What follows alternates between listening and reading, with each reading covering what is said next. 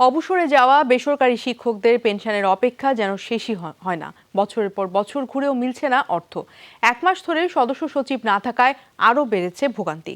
এখন পুরোপুরি বন্ধ এই কার্যক্রম। বেসরকারি শিক্ষকদের অবসর বোর্ড বলছে, আয়ের চেয়ে শিক্ষকদের বকেয়া অনেক বেশি, তাই বিশেষ অনুদান ছাড়া অপেক্ষার সময় কমানো অসম্ভব।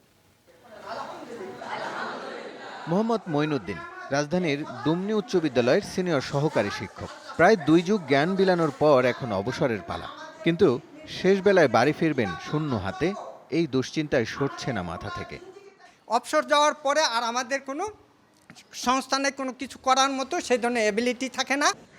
চট্টগ্রামের শিক্ষক আলী আহমদ অবসরে গেছেন বছর 5 আগে। বুধবার খোঁজ নিতে এসে জানলেন, ব্যাংক অ্যাকাউন্টের ডিজিটাল নম্বর দেয়া নেই আবেদনে। সামান্য তথ্য নিতেই আসতে হলো খরচের শহর ঢাকায়। আগে আমি 2 বার আসছি, একবার জমা দিতে আসছি। এখন কি করবেন তাহলে? বাড়ি যাব, বাড়ি গিয়ে ওই ব্যাংক থেকে ওটা নিয়ে আসবো। সিরাজগঞ্জের শিক্ষক সিরাজুল ইসলামের ছেলে আবু সাইম। তার বাবা অবসরে গেছেন 2010 সালে। এত বছর পরেও কোনো টাকা মেলেনি, নানান জটিলতায়।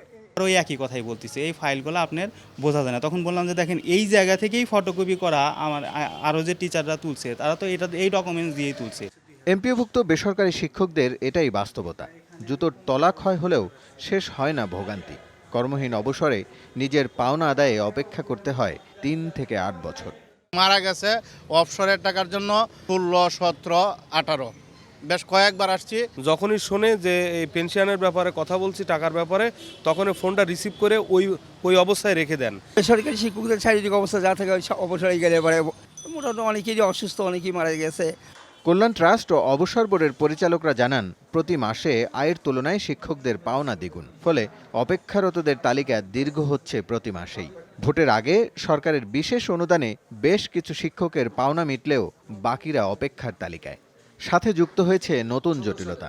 2 সদস্য সচিবের মেয়াদ শেষ হয়েছে প্রায় 1 মাস। নতুন নিয়োগ না হয় স্বাক্ষর জটিলতায় থমকে আছে কাজের অগ্রগতি।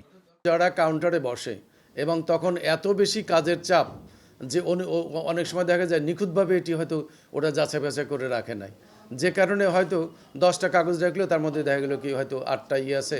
আবেদনগুলো নিষ্পন্ন করতে গেলে এই মুহূর্তে আমাদের 550 কোটি টাকার দরকার। তা আমাদের তো মাসে আসে 18 কোটি টাকা। সংশ্লিষ্টরা বলছেন, কেবল বিশেষ ব্যবস্থা নির্ভর না থেকে শিক্ষকদের অবসর সুবিধা স্বাভাবিক রাখতে স্থায়ী সমাধান দরকার। রাসেল আহমেদ, যমুনা নিউজ, ঢাকা।